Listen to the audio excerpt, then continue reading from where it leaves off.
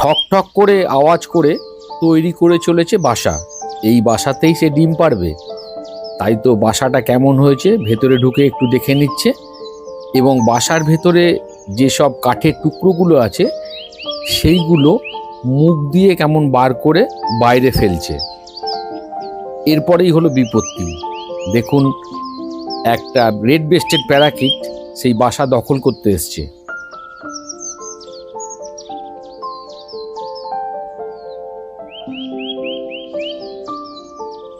কিন্তু কাঠঠোকরাই বা কেন ছেড়ে দেবে?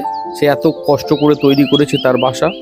তাই তো তার লেজ ধরে টেনে সেখান থেকে সরাবার চেষ্টা করছে। দেখুন সেই কাহিনী।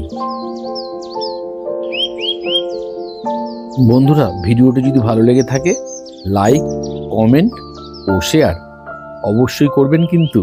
নমস্কার।